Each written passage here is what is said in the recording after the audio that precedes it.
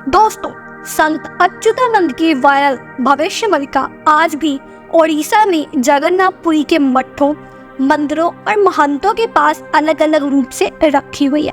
लेकिन अच्युतानंद दास ने 318 पुस्तकें भविष्य के विषय पर लिखी हुई हैं। इन पुस्तकों को अच्युतानंद मल्लिका के नाम से भी जाना जाता है।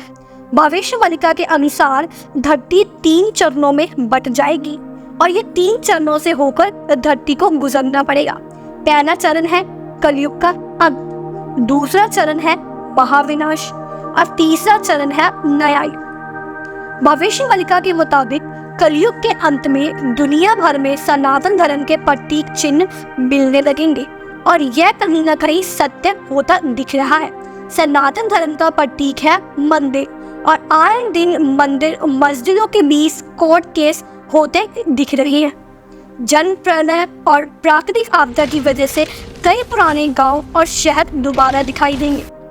भविष्यवाणिका के अनुसार केदारनाथ, बद्रीनाथ, गंगोत्री और यमुनोत्री अमरनाथ गुफा से भगवान चले जाएंगे।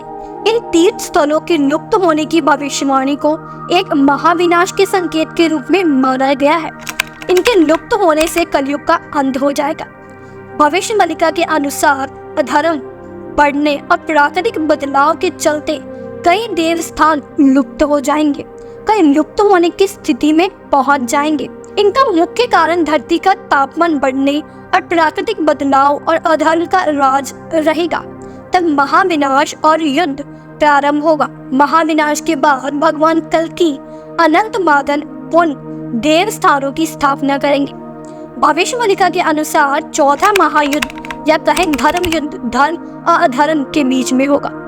इसके साथ ही कलयुग के अंत में जिन लोगों ने महाभारत के युद्ध में भाग नहीं लिया था वह सभी इस महायुद्ध में भाग लेंगे और भगवान कल्कि का साथ भी देंगे। भविष्यवाणिका के अनुसार चौथा धर्म युद्ध महाविनाश कहलाएगा। महाविनाश से पहले शिव के द्वारा किए गए इस धरती पर कुछ बदलाव देखे जाएंगे, जिसमें हमारे सामने प्राचीन काल के चिन्ह या सतयुग से संबंधित कुछ अवशेष सामने आएंगे। वो मंदिर या धर्मस्थल जो बहुत प्राचीन है उनमें से कुछ विलुप्त हो जाएंगे।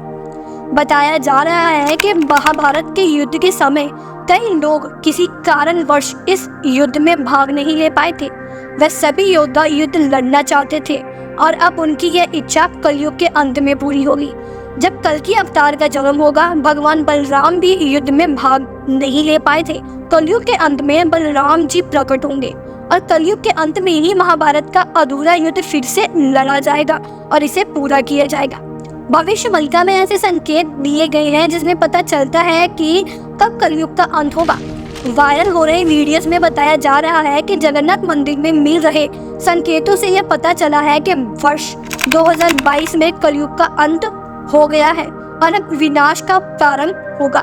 कहा यह भी जा रहा है कि शनि के कुंभ राशि में प्रवेश करते ही तीसरे विश्व युद्ध का प्रारंभ की नींव पड़ जाएगी। इसके साथ ही आपको हैरान करने वाली बात बता दें कि यहाँ पर शनि का गोचर एक भयंकर तबाही मचाएगा। भविष्यवाणिका के अनुसार जब शनि कुंभ राशि में प्रवेश करेगा तब महाविनाश का प्रारंभ होगा। शनि ने 29 अप्रैल को ही कुंभ में प्रवेश किया है। फिर शनि वक्री होकर 12 जुलाई को 2022 को मकर राशि में गोचर करेगा। इस दौरान महायुद्ध की नींव भी पड़ जाएगी। शनि इसके बाद 17 जनवरी 2023 को शनि पुनः कुंभ में जाएंगे और 29 मार्च 2025 तक यही रहेंगे। इस दौरान तीसरे विश्व युद्ध से महाविनाश का पहला चरण प्रारंभ होगा। तब जनता त्राही करने लगेगी। इसी दौरान महाविनाश का दौर खत्म हो जाएगा और एक नए युग का प्रारंभ होगा। दोस्तों, आपको ये जानकारी कैसी लगी हमें कमेंट सेक्शन में जरूर लिखिए और अभी तक चैनल को सब्सक्राइब नहीं किया है तो चैनल को सब्सक्राइब जरूर करें और बेल आइकन दबाना बिल्कुल ना भूलें ताकि ऐसे वीडियोस आपको रोज मिलती रहे।